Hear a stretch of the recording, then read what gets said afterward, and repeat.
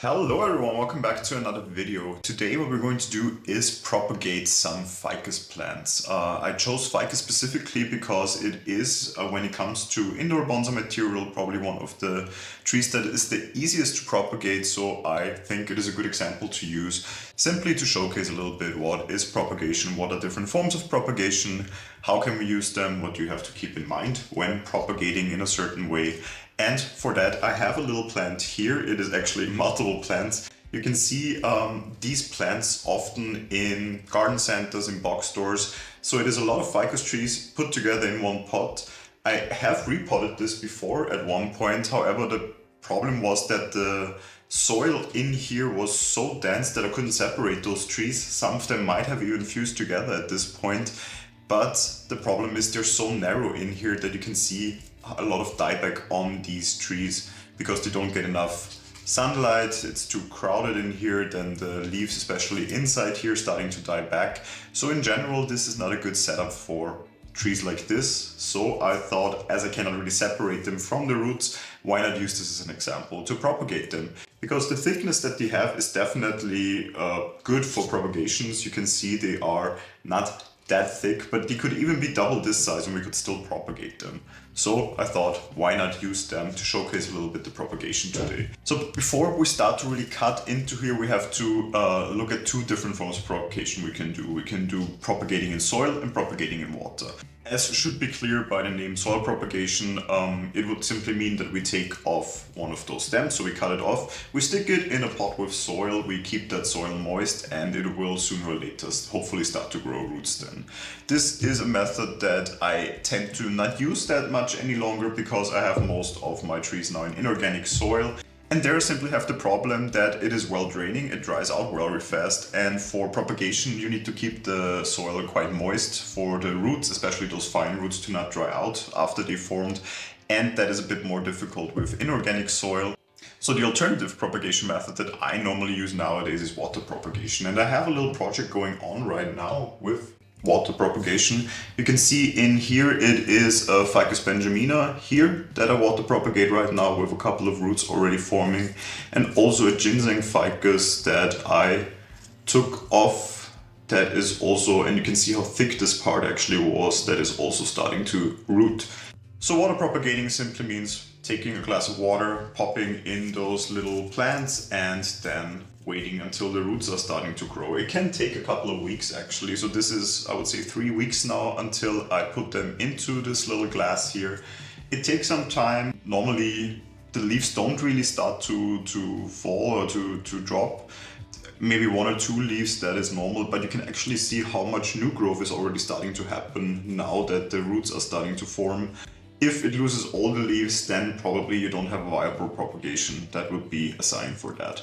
But water propagation is also what we're going to do today, definitely, because as I said, in soil, I'm not too happy with the way it turns out. I like to see the progress that is happening on the roots, and that of course is easier in a glass of clear water than in soil, where you cannot simply pull out the plant every couple of days and see if there's already some roots developing. So definitely I prefer water propagation. Let's start with picking out some of the branches we can use here. And of course it has to be branches that are still somewhat healthy, somewhat viable, because I think some, especially here in the middle, have died back. I will not take all of these off today. I will leave some in this pot, but to just thin out this area a little bit is definitely needed. So I think this one here, it is quite thick at the base, as I will show you in a second. This will make a nice propagation. For now I only cut them. We will still continue to prepare them a little bit then. But in the first step I just want to pick out a couple of branches and a couple of trunks that we will propagate. So let me put that to the side and let's take another look around here, which one does make sense. I'm trying to find healthy ones because of course we want some healthy growth on them. We need some energy in the tree itself, of course, for it to throw out still nice roots then. That's also why spring right now is a great time for propagating trees, because they are normally full of energy at this point. I think this one we also can take then, we clean it up a little bit then. I can see how bare these trees actually have become, so it is definitely time to change something around here and continue with working on them then. take this one, we probably need to cut back half of this tree. But I think there is still some chance in it growing back. This one is quite healthy still, so we also take that. And maybe a fifth one, just so we have some diversity in here also in the choices that we took. Maybe from this side, something like this. This is quite healthy. Come here from the middle, so I'm trying to go as deep as possible here. Yes, I would say those 5 are a good start. We might come back to this plant in a little bit and take more, but let's start with these 5. And what we first have to do is basically remove all the lower branches here, because they won't be of any help for us, of course, when we propagate it. They will be submerged, in our case, in water, or if we do soil propagation, in soil anyway. So if there would be any leaves or something down here, this wouldn't make sense. Anyway, in water, this could even lead to it clouding up the water, which we of course want to avoid. We want to have like nice and clean water to start with.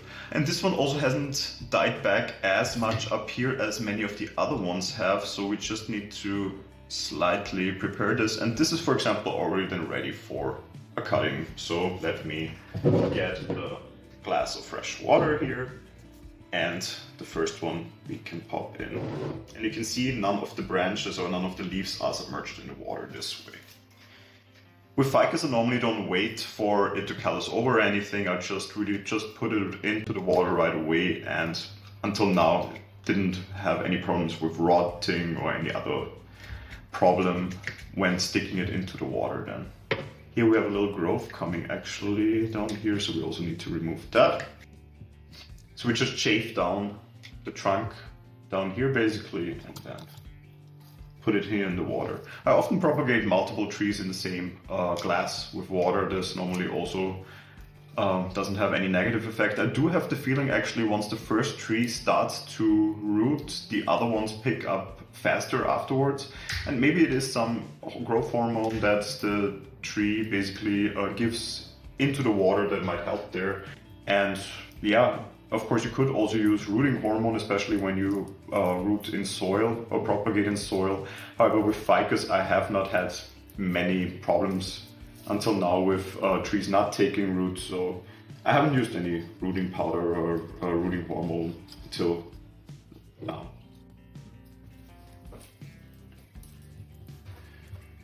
One more tree here. This one has become a little bit bare in between branches here. We might even cut this back to quite a lower point in the future, but for now, of course, we keep it on. We will see how it will develop. The new growth down here, unfortunately, we have to take out. This one should be fine. Here's some dieback. We, of course, also take the dead leaves off and we stick it in here. And of course, ficus always secretes some sap when you cut it, and that of course also goes into the water right now. However, that also, it makes the water a little bit cloudy, but as it is from the tree itself, it normally doesn't affect the growth in any way. Just in case you were wondering, if you do water propagation, you see that happening, shouldn't be a problem.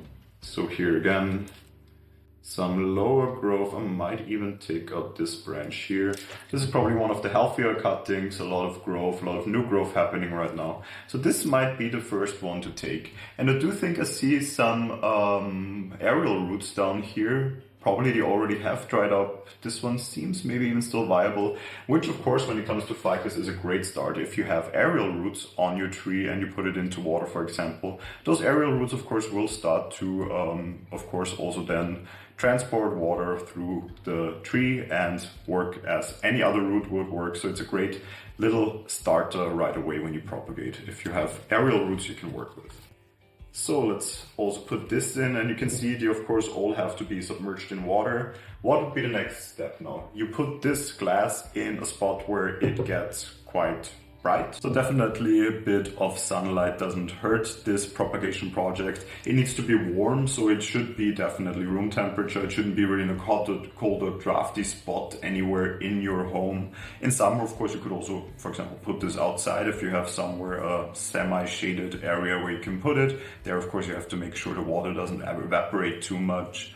I will probably exchange this water once every week. It depends a little bit. Some get murkier faster, some stay clear quite long. So simply keep an eye on it and exchange the water when it really starts to look murky and simply not healthy any longer. What do we do in the future? Of course, when the roots are long, and I mean longer than, for example, here, this wouldn't be enough yet. Just to show you these roots again. This I would still wait a little bit, for example, before I would pot this in soil. But once they are, I would say roughly double the size or double the root mass than here, then you can of course transfer your trees to soil. In the long term, you have to do this anyway. When you transfer it to soil, make sure you water it quite thoroughly. You don't let the soil dry out because these roots are very fine and they still need a lot of moisture. So if they dry out quickly, and then all the propagation and all those weeks you invested have been for nothing. So definitely keep that in mind. But yeah, I will pop this now in on a windowsill and we'll keep an eye on it. What I will do probably, and that's something I have started to do with these propagations, because if I put this simply in soil and let it grow, we're talking about years before we really can work on these trees in here to turn them into a bonsai tree.